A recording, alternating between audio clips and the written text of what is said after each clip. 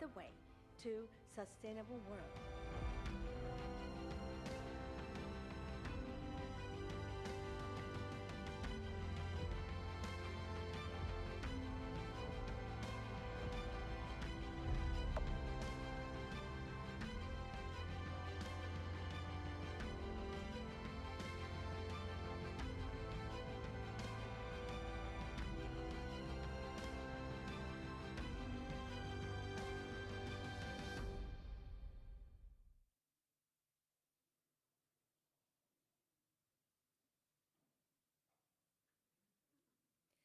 Good afternoon, everyone, and thank you for your attendance.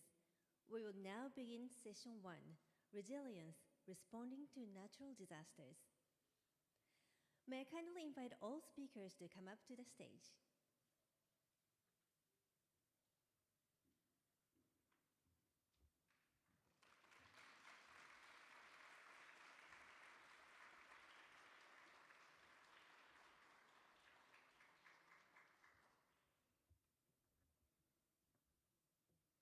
Would you please have your seat?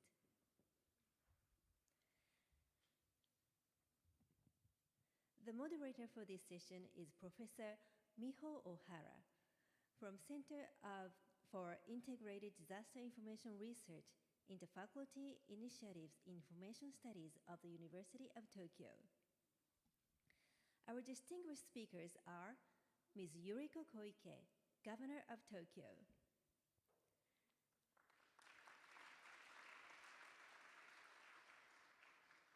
Ms. Susan Aitken, Leader of the Council of Glasgow; Mr. Pramono Anand, Governor of Jakarta;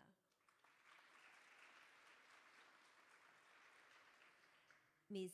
Dilpreet Kaur Sidhu, Deputy Mayor of International Relations of Los Angeles;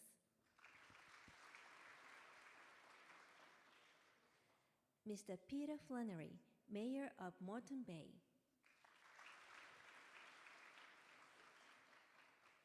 So please join me in welcoming our moderator and speakers.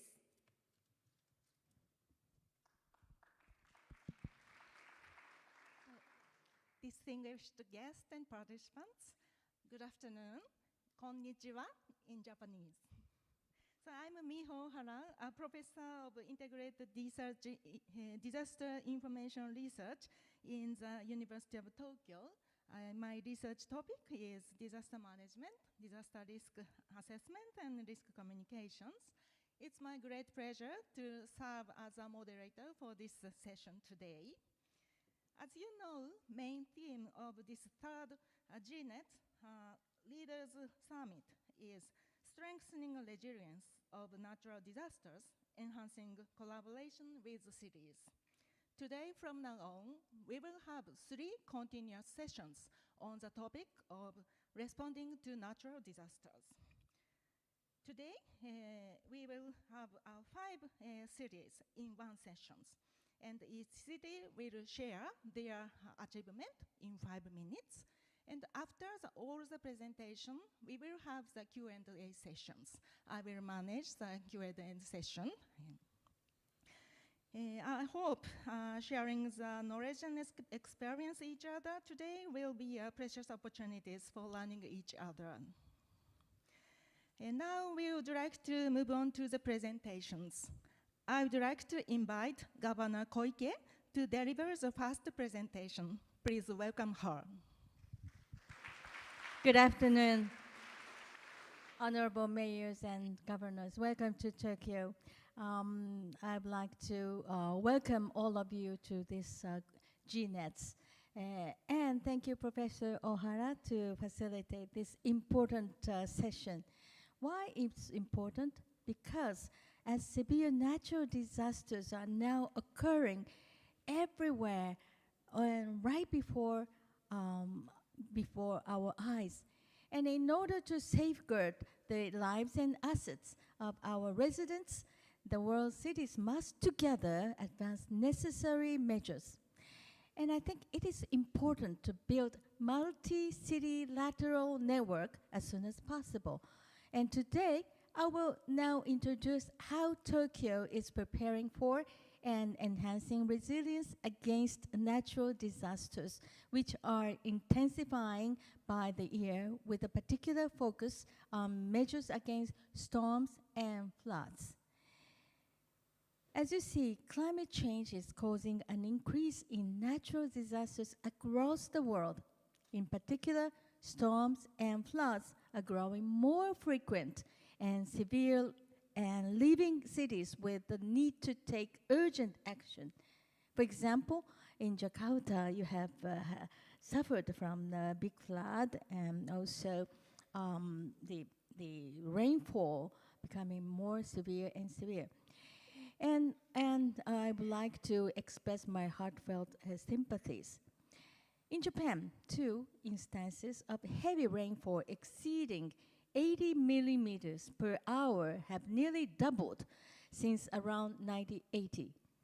And in Tokyo, a heavy rainfall event of 173 millimeters in an hour was recorded last September. And drawing on lessons from past disasters, the Tokyo Metropolitan Government has been systematically advancing comprehensive measures against heavy rainfall. And these include developing riverbank protection structures, constructing regulating reservoirs that store a portion of flood water during heavy rain, and enhancing sewerage infrastructure. For example, we have expanded the storage capacity of river regulating reservoirs to 2.73 million cubic meters, a roughly 2.3-fold increase since 2005. And these measures have led to a significant reduction in the number of buildings flooded during typhoons compared to data from similar past typhoons. And additionally, the cost of flood damage over 10-year period has more than halved, one half. To improve the effectiveness of hard structural measures, it is essential to promote soft measures as well, such as using digital technologies to disseminate information. This is very important. And to encourage residents to take appropriate evacuation actions, we live stream footage from 175 monitoring cameras set up along 55 rivers in the city, and publish real-time information on rainfall, river water levels, and other data. In coastal areas, we have installed 15 floodgates to protect built-up districts from storm surge damage, as well as 2 drainage pump stations to prevent canals behind floodgates from overflowing. We are also actively harnessing digital technologies to support the precise operation of this infrastructure, such as by developing an AI-powered water level prediction system. Furthermore, to address sea level rise caused by climate change by the 2030s, we will progressively raise the height of seawalls totaling some 24 kilometers in length. And enhancing urban resilience requires a significant investment of time and money for infrastructure development and other efforts. As such, it is essential to steadily build up measures with a medium to long-term perspective.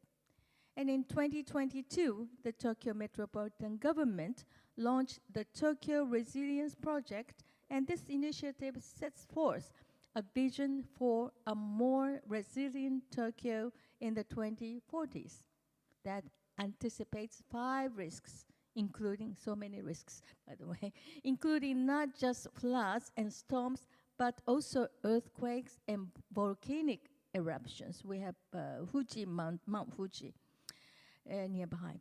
To realize this vision, we are steadily advancing initiatives with a total project scale of 17 trillion yen, or about $110 billion, focusing primarily on hard measures such as infrastructure development, while also incorporating soft measures, including the use of digital technologies. And to financially support this large-scale project, last year we began issuing Tokyo Resilience Bonds, the world's first internationally certified resilience bond. And this allowed us to raise 300 million euros from overseas markets last October. We are using the proceeds to fund initiatives under the Tokyo Resilience Project. And this fiscal year, we will double the amount of bonds issued domestically and internationally to further expand this initiative, which has received great attention from the perspective of promoting investment in resilience. Even amid global instability, we cities have a duty to safeguard the lives and livelihoods of the residents before us, which are being threatened by natural disasters. As such, Tokyo focuses on the enhancement of urban resilience and transforms GNETs into a platform for multi-city lateral cooperation. And I hope that through this GNETs, we may continue sharing good practices and advancing technical collaboration on the ground, among other efforts. And as we take steps together to realize resilient, sustainable cities. Thank you very much. ありがとうございます。Thank you very much, Governor Koike from Tokyo. Next, we would like to invite Ms. Susan Aitken, leader of the Council of Glasgow, to make a presentation. Ms. Susan, please.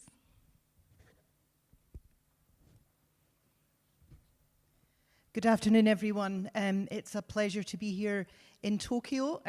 This is Glasgow's first time at GNETs, and we're absolutely delighted to be here. And the subject of this afternoon's session about flood risk and storms is very, very relevant for our city. Scotland is a very green country, and we are a very green country because we are a very wet country. And Glasgow is the wettest part of Scotland. The rain that we saw in Tokyo this morning was normal for us. It wasn't a shock at all. But what that means is that we have growing flood risk. Even in our traditionally rainy city, we're seeing heavier rain and more monsoon-type rainfall events. And that is threatening hundreds of thousands of homes across our city with flooding. So we have taken a collaborative approach across Glasgow for around the past 20 years. And this is the Metropolitan Glasgow Strategic Drainage Partnership. It's a rather boring name, but what it brings together is a number of partners: Scottish Water, our national water company, the City Council, the Scottish Environmental Protection Agency, and others. And we all worked collectively together to adapt places to reduce flood risk, to protect homes, protect people, but also to improve particularly post-industrial areas of our city, to make the places better for the people who live there as well. We have a number of projects. This one illustrates the White Cart Flood Prevention Project. Glasgow is a city of many rivers. The White Cart is one of them. And only 10 years ago, there were communities, hundreds of homes who couldn't get any insurance against flooding because of the scale of flood risk. So this project, which was phased over a number of years, has now protected all of those homes from flooding, and there have been no flood events at all, although it wasn't that long ago that residents would sometimes find themselves up to their waists in water. But since this project's been completed, that flood risk has been completely mitigated. The Shield Hall Tunnel was a huge engineering project designed to enhance our 150-year-old drainage and sewerage systems under the city. And what it does is store water during storms. It can store up to 36 Olympic swimming pools worth of water during storm events. And when the storm is over, that water is pumped back and cleaned and recycled. And again, that has made a very significant difference. A massive project which had to not only not disrupt homes, but also avoid historic mine workings under the ground. So it was an enormous piece of work, but again has had an incredible impact. Our Smart Canal was, we believe, a world first and one of Glasgow's most innovative projects. This is an 18th century canal, an ancient piece of infrastructure, which is now combined with cutting-edge modern technology, which uses real-time data and weather predictions to physically lower the level of the canal to prevent flooding. And what that has done is free up lots of land and has allowed us to build around 2,000 new homes along the canal in an area which previously couldn't be used for development or growth at all. We've also invested in a huge number of nature-based projects which are managing floodwater risk, managing surface water, while also regenerating communities and giving them much better access to high-quality green spaces, particularly in post-industrial parts of the city, where, as you can see from the first photo, there was very little in the way of quality green space before. And our final project is our Avenues project, which is making interventions in our Victorian city streets. And you can see there we have rain gardens, we have new tree coverage to manage surface water, but also to create more active travel, to create spaces for people, and to turn 150-year-old city streets into resilient and sustainable city streets, which will be fit for the future. It's not just making us climate resilient, though. It's also making us a healthier city, a city that is much more people-centered and people-focused, as well as the rain gardens. We've put in thousands and thousands of meters of new cycle and walking infrastructure. And it is allowing us to grow our city and to build new homes for people in a way that is sustainable and resilient. It's all based on collaboration, it's all based on innovation, and it is based on putting our people and their communities at the centre of building resilience for climate impact. Thanks very much for listening. Thank you very much, Ms. Aitken. Next, we would like to invite Mr. Pramono Anung, Governor of Jakarta, to make a presentation. Good afternoon, ladies and gentlemen. It is an honor to be here in Global City Network for Sustainability, GNET Leader Summit, to share about the Jakarta disaster and climate resilience. According to United Nations, if we account about the agglomeration of Jakarta, is ranked number 2nd largest urban area in the world, replacing the Tokyo. We support over 35 million people, population total in Jakarta and agglomerations. Jakarta is crossed by 13 main rivers with the water flowing from upstream area in Bogor and Banten, making the city highly prone to flooding due to the upstream runoff, as Governor Tokyo mentioned before.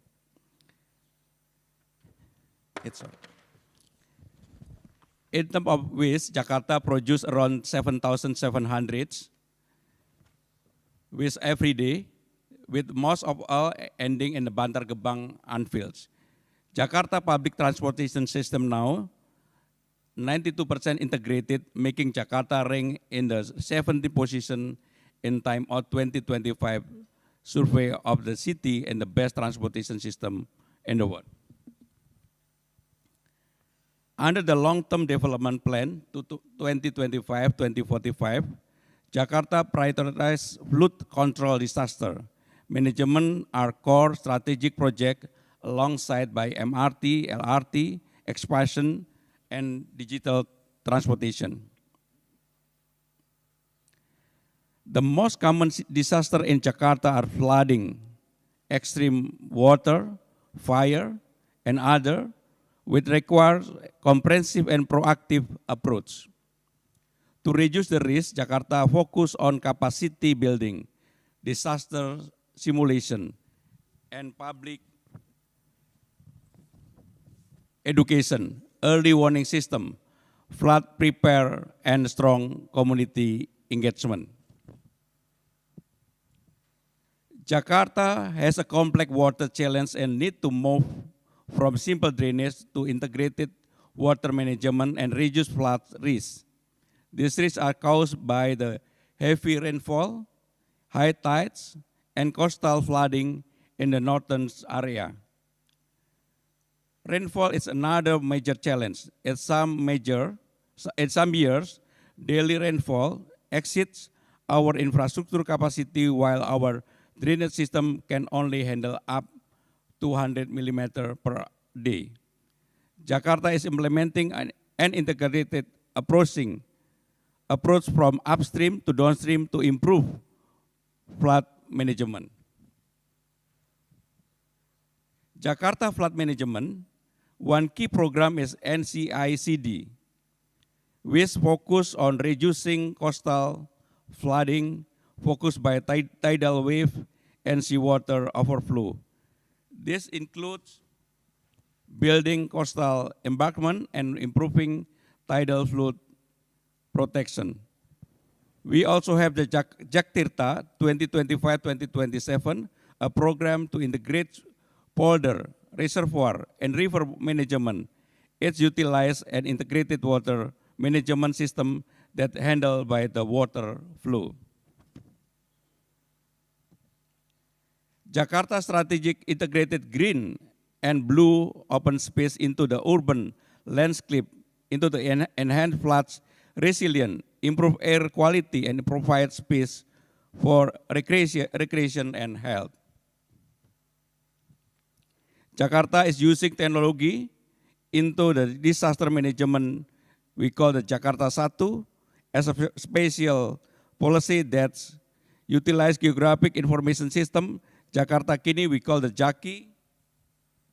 In terms of the waste Jakarta produce, and also now Jakarta is we managed by the management disaster system.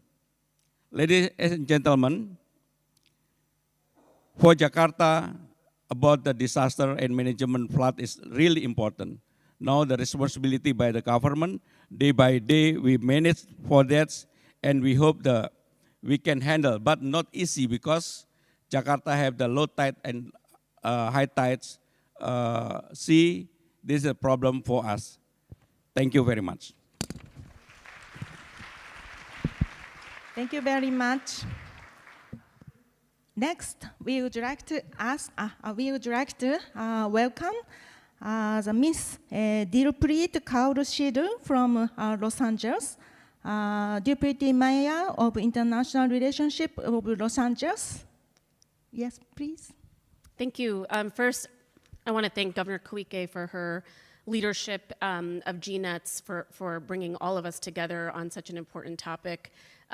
We were just hearing a lot about flooding. We're going to switch gears now and talk about another form of natural disaster, which is wildfires, which is what Los Angeles experienced in January 2025. First of all, just a bit of context. I mean, I feel like people know about LA because we are a major exporter of culture and entertainment. But quick figures, we're the second largest city in the United States. Our population in the city is 4 million. If you include the cities around us like Santa Monica and Malibu and the region, we're at about 10 million residents in the area. 50 million visitors annually from around the world, and the busiest port in the Western Hemisphere. So as you all may recall, in January 2025, we experienced the worst wildfire in LA's history and one of the most devastating disasters in California history. This was the result of a severe period of drought combined with Santa Ana winds, which are winds of over 100 miles per hour that come in over the desert and into the city. And so the fires broke out on January 7th, and they were not contained until the 31st. So those 25 days of active fires burning, you can see sort of the before and after of the community of the Pacific Palisades, which is the community in LA that was most impacted. We lost 12 lives. 94 square kilometers were burned. Almost 7,000 structures were destroyed. And many of the homes and the businesses in this particular neighborhood were built before some of the more wildfire-resistant standards that we've introduced. It was homes, it was businesses, it was schools, it was an entire community. So it was just incredibly damaging for that community, but also for LA. I think you all may recall seeing videos and images of the smoke that was being pushed by the wind all across LA and beyond. And so the city's response, was both a short-term immediate response, and we've now moved past that short-term period and looking longer term. In the immediate term, besides getting people out of harm's way, finding places for the 25,000 individuals that lived in that community that were impacted, finding them interim housing, supporting them psychologically and in all the ways that they needed support, the mayor issued an emergency executive order, and that was to start to begin the process of making it possible for that community to rebuild as quickly as possible. And so that include rapid debris removal, which, as you can imagine, in any natural disaster, but particularly a wildfire, the degree of toxic material is just incredible and staggering. And so that required a lot of work working with the federal government to remove all of that debris, expediting permit review and inspections. We actually set up in that community a consolidated permit and inspection center so that the community could come and talk to building and safety, engineering, the fire department, and troubleshoot all of their issues so that in one space they could talk to the relevant departments and get the permits and inspections they needed. We also waived certain zoning regulations so that the recovery and rebuild could begin as quickly as possible. We tried and continue to try to provide as many incentives as we can to ensure that as families and communities are thinking about rebuilding, they do so in a sustainable and long-term way that hardens them to future natural disasters. And there was another executive order that came out to really incentivize resilient rebuilding. And then we've focused on partnerships with nonprofits and the private sector to make sure that the community center, the library, the school, the anchors of a community are the first things to open up, because people will not want to go back and rebuild in a community that does not have those anchors. Longer term, we're looking at upgrading grid resilience and infrastructure, improving wildfire preparedness of the workforce, stormwater retention in various communities, looking at updating and expanding our mass emergency alert system, undergrounding utilities, and re-looking at the master plan of this community. all of this is not just a city function. It requires collaborating with multiple jurisdictions, with the county, with the state of California, with the federal government. And I'm so glad that you mentioned insurers and insurance companies, because that has been a big obstacle for rebuilding, is making sure that people can get insurance. And so it's a long-term project to make sure that when we're rebuilding, it's more sustainable, more resilient. But what it has also allowed us to do coming out of this moment of tragedy is to look at pilots and ways that we can test things with this community to speed up and build more sustainably, and see how we can translate that to the rest of the city in the way that the city does its business. I do want to take a moment just to quickly talk about, the multilateral international support. Even though this was something that, was not even necessarily solicited, we received incredible support from our neighbors in Mexico and Canada. And I do want to highlight how much Japan came to our support, including from the city of Tokyo and Nagoya, which is our sister city. So whether it was funds that went to the American Red Cross and local nonprofits to support the victims, or whether it was providing technical experts, firefighters, firefighting equipment.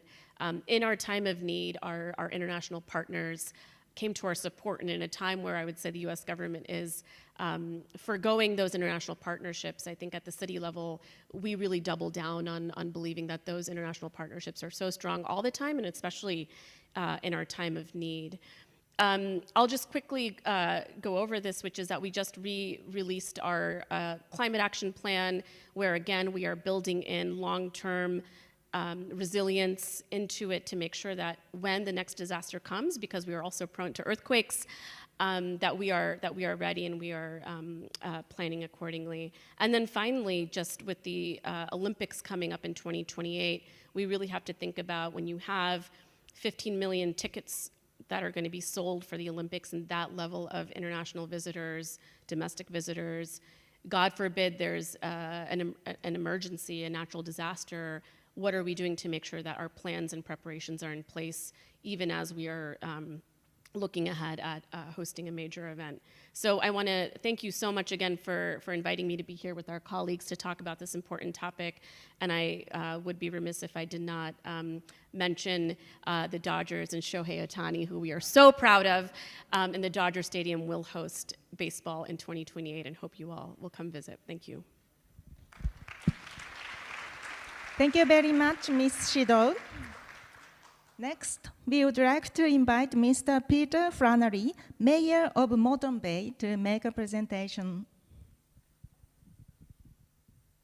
Mr. Flannery, could you start your presentation? Thank you. Distinguished guests, mayors, governors, colleagues, friends, g'day from Moreton Bay. Thank you to the Tokyo Metropolitan Government for hosting us and for the leadership shown through the GNETs. This valuable network recognises the cities are not just implementing national policy, but actively shaping solutions to global challenges. I'm honoured to be here representing the City of Moreton Bay, and you may not have heard the City of Moreton Bay, but we're on a coastal city in Queensland, Australia, just located north of Brisbane, which will be hosting the 2032 Olympics. We're the third largest local government by population in Australia, and rapidly growing about 2% each and every year for the next 25 years. They currently have a population of 530,000, and they're projected to hit $1 million within the next 30 years. 1 million people, sorry, not $1 million. This population growth is occurring alongside climate-driven disaster risks. The most pressing risk we face is water, not just coastal inundation from storm surge, but intense rainfall leading to inland and urban flooding. There's not an isolated hazard, and they occurs regularly together. So high sea levels, storm surge, king tides, and extreme rainfall events now coincide together.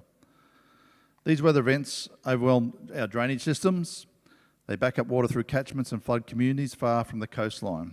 And across Australia, flooding is one of our most damaging natural hazards, and the science is clear: an extreme rainfall and coastal flooding will intensify as climate changes. For local governments, this presents a profound challenge. Our legacy stormwater systems are designed for a different climate. Our growing urban densities, our communities are built on floodplains and low-lying land, an increasing expectation that councils will protect lives, homes and livelihoods. While today my focus is on water, I briefly acknowledge wildfire risks. as we just heard as well. With over 10,000 hectares of natural areas and 42% of our city covered by native vegetation, we have a high risk of wildfires, or what we call in Australia bushfires.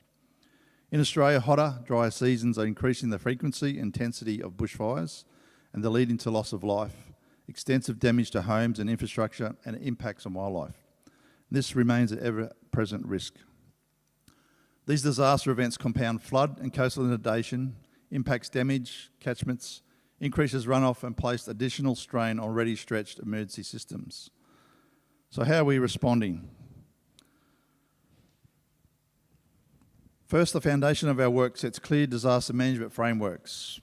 These define roles, responsibilities, and decision-making processes are in place before an event occurs. It ensures that when water is rising, we are not debating governance, we are acting. Second, we invest heavily in partnerships. This is with the state and national emergencies services, our neighbouring councils across shared catchments, infrastructure agencies, utilities, and the private sector, and critically with our communities. So no council can manage storm, surge, or flood alone. Water does not respect administrative boundaries, so our planning cannot stop there either.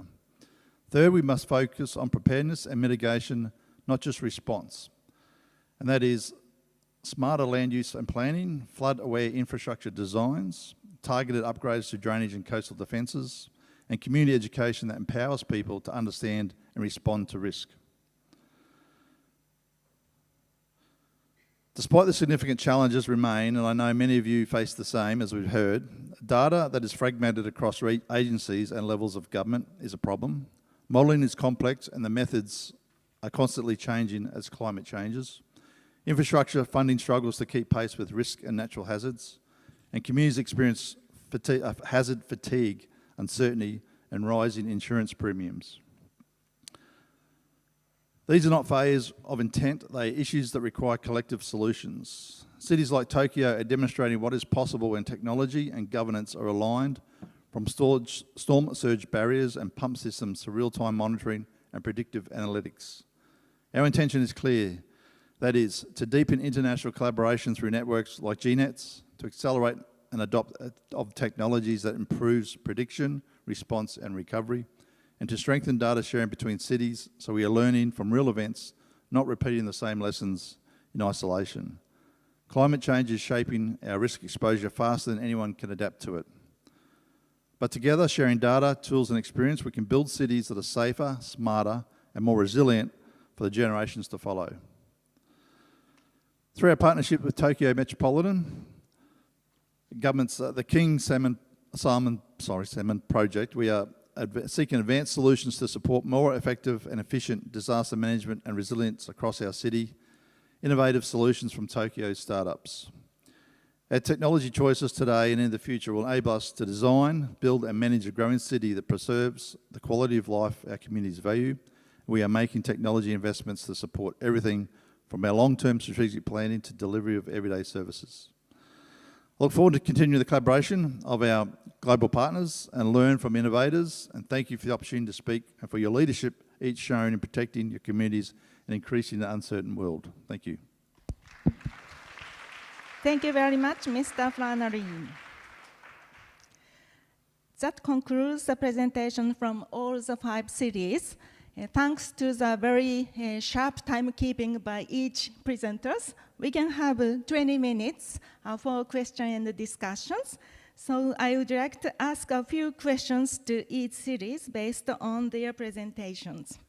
First, I would like to ask Governor Koike, as you said, to protect the residents' lives and livelihood from natural disasters, necessary information needs to be properly delivered to the residents. So what kind of information dissemination is conducted in Tokyo? That's my questions. Well, it's a very good question, and dissemination of information is badly needed, especially during panic or crisis. And in preparation for disasters, Tokyo shares information with residents in various ways. And for example, we distribute disaster preparedness guidebooks, I forgot to bring it, to all households in Tokyo. so that people can learn about disaster preparedness at any time. And also, we are spreading awareness of the Tokyo My Timeline Kit and promoting its use in schools as a tool for planning in advance how to properly act in response to floods and storms. And we have also developed a dedicated app with many useful features for preparing for and navigating disasters. And through this app, we are encouraging residents to prepare for disaster on their own initiative. In times of disaster, we use the app to share evacuation-related and other information with residents. Users can also access a variety of relevant information, such as information on rivers.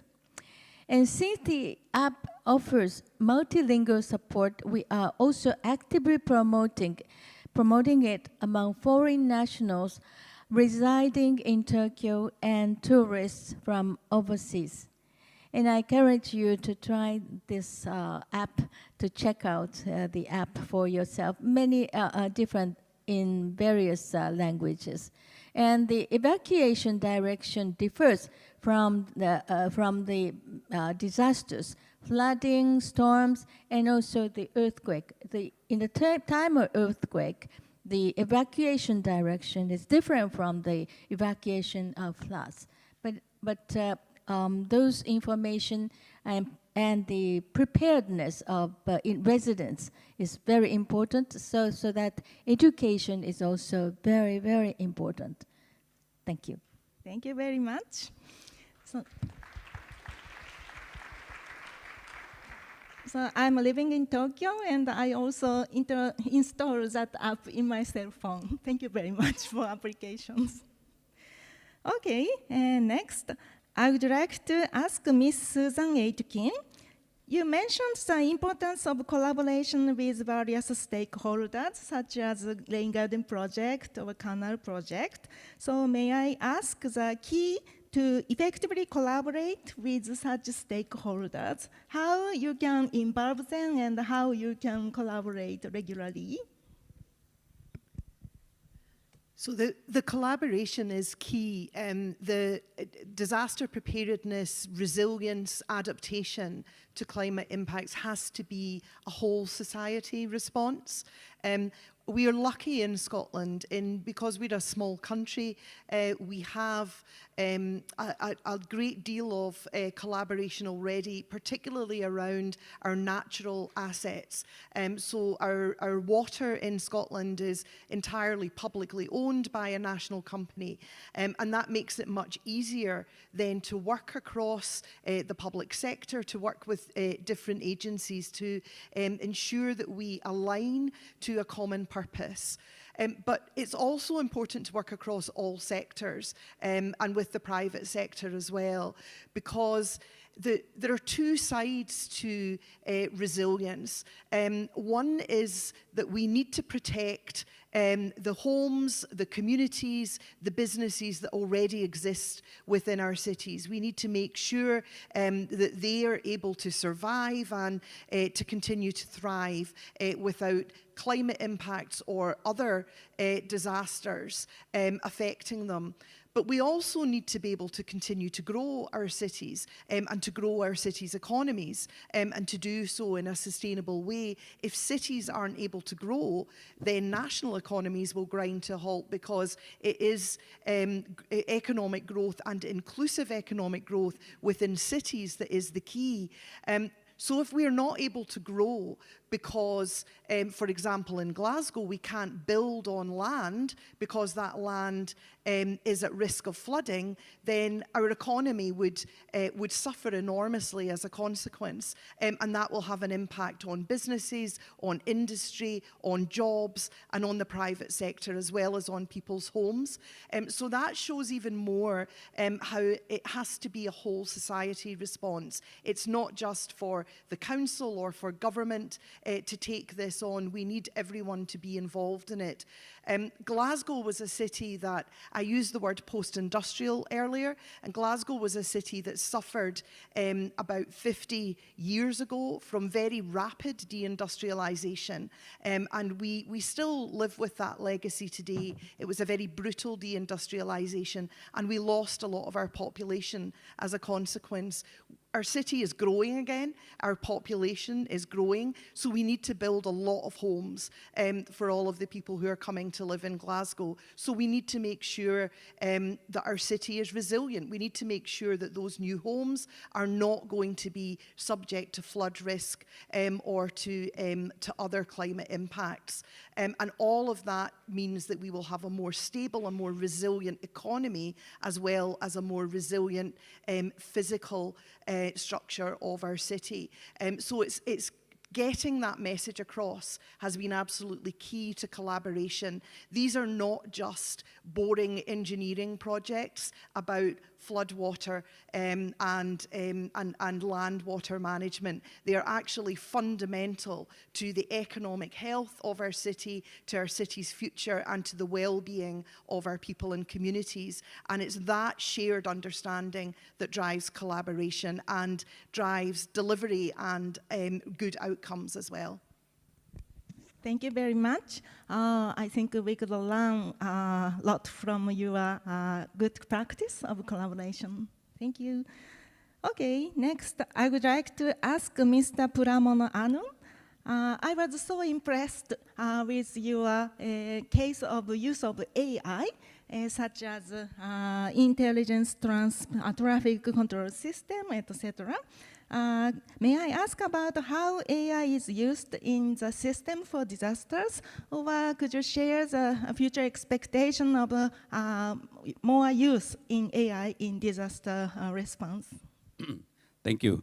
Jakarta have 13 river, and also about the flooding, because three things.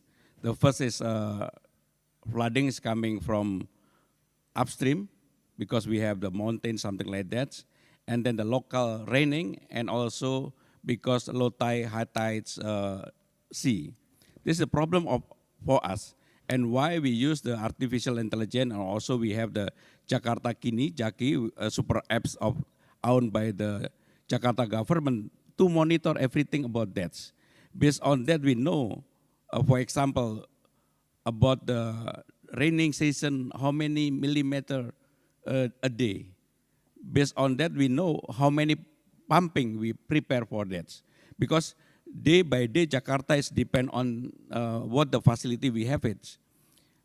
As I mentioned before, like Governor Tokyo explanation about Jakarta, Jakarta really day by day, the problem about the floodings in front of him. We must maintain about that. Why now we have the pumping around 1,200 pumping, and we put everywhere. And when the pumping will be started, it depends on what the system we have it, based on the report. The question is, how about the artificial intelligence can implement it for that? Really, now it's Jakarta depend on, not just for the flooding, and also for the transportation in Jakarta, we use the artificial intelligence. Because as you know, Jakarta, the population is 11 million, around 5 million in the morning coming to Jakarta, noontime back to house. This is making the transportation is really crowded. Why we use also the artificial intelligence, and we call the Jaki, to monitoring everything about the transportation, about the flooding, and also about the pollution. Thank you very much. Thank you very much. I think every cities can explore the more use of AI in the future. Thank you. And next, I would like to ask Ms. Dilpreet Kaur Sidhu for the Los Angeles case. You shared the experience of wildfire. I also saw that news on the mass media, and I would like to express my sincere sympathy for the affected people during that wildfire in Los Angeles. And I heard that the new climate action plan was released in April, and so surprised that it was on April 16, very new. So may I ask about more detail about the scope of that plan and roadmap? Yeah, and I think although that action plan was released in April, it builds on about 2 decades of LA's climate work. So this was not the first plan.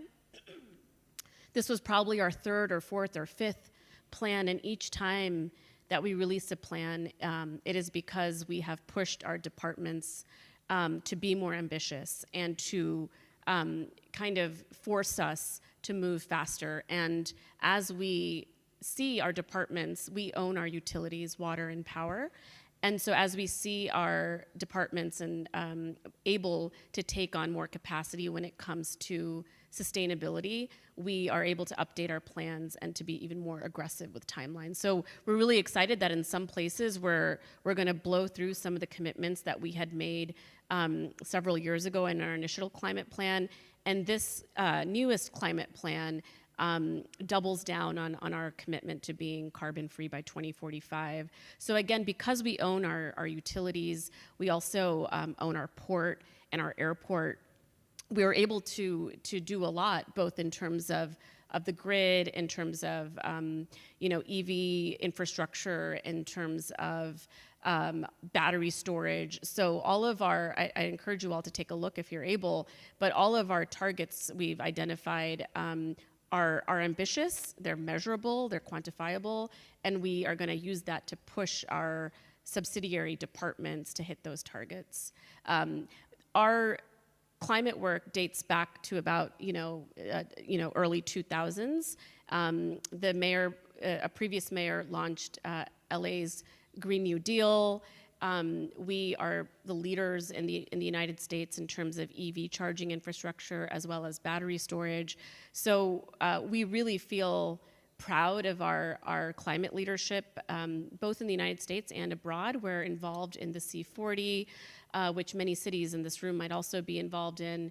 And so both domestically, we feel like we have an example to share, but also internationally with the ambitious targets that we've put out most recently. Thank you very much. I really hope the affected area will be recovered rapidly. Okay, next I would like to ask the final speaker, Mr. Peter Flannery. You introduced flooding is one of the devastating hazards in your area. So what would be the key challenge for Moreton Bay to manage flood and water-related risks in the future? Thank you. I think our biggest challenge moving forward with the growth we're having of 240 people a week, every week, new people are moving to our city for the next 25 years. So we're building a lot of homes. We're trying to prevent our urban sprawl because that costs higher requirements on infrastructure. But probably flooding's our biggest challenge. We're built on floodplains. We're very low-lying, flat areas connected right to the coastline. So when we get those heavy inundations, and our weather systems are changing so much that our cyclones, or typhoons as referred in other parts of the world, are moving further south down the Australian coastline and impacting cities that have never been impacted before. And we had a cyclone 12 months ago, which is the first time it's happened in our city for the last time was 50 years ago. So trying to deal with those issues and trying to get the community to understand their risks involved with that, what to expect, what they can do for themselves, and rather than relying on governments to be the call out and be the ultimate saver for them, it's trying to get them to do their own work as well and to be resilient, to do preparation when these events are coming. With cyclones, you get a lot of warning. With other flood events and the intensity rainfalls were occurring now, you don't get that warning. So it's trying to work out their response attitudes of the community and what the councils can do in our preparation and using modelling in these kind of situations and all the different scenarios, and try and work out what roads are going to be blocked, what communities are at risk, aged care centres that might be at risk that need to be evacuated, and have plans in place to deal with that as we move forward. And just probably the opportunity to use more technology and to to use AI and other instruments and other tools out there to make that a lot more accurate and a lot more understandable by the community, because it's very technical at times, and the average mum and dads at home have trouble understanding that. So trying to get that information through to them that they can understand, comprehend, and know that when a call goes out through the emergency alert system, that they need to respond and to get on board and start doing their plan and have a plan in place, rather than try and plan as the water's rising or the storm surges coming in. So our flooding's probably our biggest challenge, as opposed to firestorms. Thank you very much. So unfortunately, this session is until 2:40. So as we are approaching the end of our time, we will now conclude the Q&A session. So I would like to sincerely thank all the cities for their valuable contributions. Among this session, we learned a lot of good practice, such as how to manage the water, or how to disseminate information and encourage countermeasures by household level, and how to have the partnership with various stakeholders. And also we learned how to respond to the past disasters which occurred unfortunately. And it's very important to set our plan with short-term vision and long-term visions. So I believe that all the presentations shared today will be highly beneficial to other cities as well. Once again, I would like to express my great thanks to all the presentation, and would like to ask you the big hand to each presenter. Thank you to all the presenting cities and the moderator as well. Thank you very much. And now we'll proceed to the photo session. So may I kindly ask all speakers to gather at the center of the stage.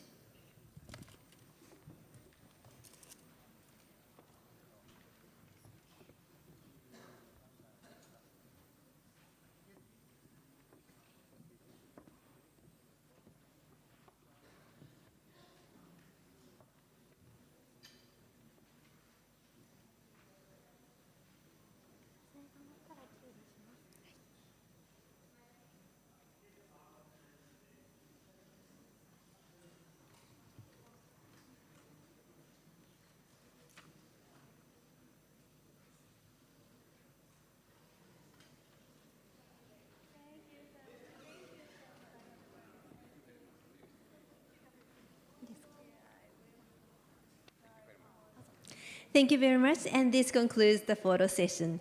And please join me once again in giving a warm round of applause to all our speakers. Thank you very much.